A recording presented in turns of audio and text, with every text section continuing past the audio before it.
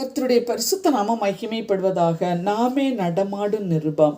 வெளிப்படுத்தின விசேஷம் 21 அதிகாரம் 5 வசனம்.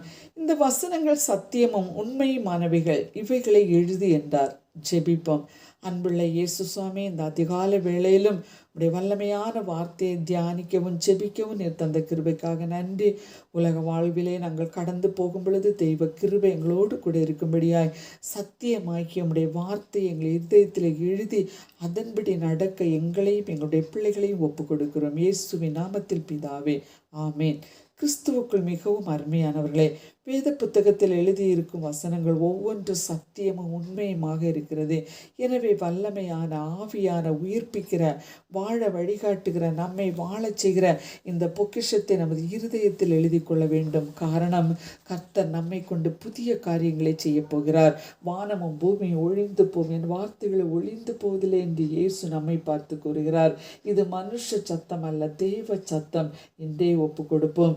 பவுல் கூறுகிறார், எங்கள் இருதயங்கள் எழுதப்பட்டும் சகல மனுஷராலும் அறிந்து வாசிக்கப்பட்டும் இருக்கிற எங்கள் நிருபம் நீங்கள் தானே. இதை தியானிக்கும் பெற்றோர்களே, உங்கள் பிள்ளைகளுக்கு இந்த வல்லமையான வார்த்தையை கருத்தாய் போதித்து சத்தியத்தில் வளர்த்துங்கள். முதிர் வயதிலும் அதை விடாதிருப்பான். உலக கல்வி அல்ல முக்கியம், ஆன்மீக கல்வியாகிய அறிவாகிய இறைவனை கற்றுக்கொள்ளட்டும். கர்த்தருக்கு பயப்படுதலே ஞானத்தின் ஆரம்பம்.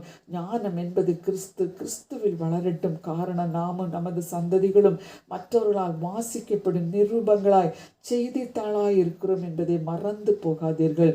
இறைவனுடைய உதவியோடு அபிஷேகத்தோடு இறை வாக்கை வாசித்து எழுதி தியானிக்கும் பொழுது உலக ஆசீர்வாதத்தினால நம்மை நம்முடைய குழந்தைகளையும் அவர் ஆசீர்வதிப்பார். பிரியரே, எரேமியாவுடைய வாழ்க்கையை சிந்தித்து பார்ப்போம்.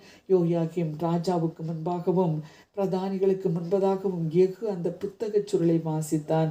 அதை கேட்ட ராஜா சுருளில் இருந்த வார்த்தையை வெட்டி தீயிலிட்டு எரித்து விட்டான்.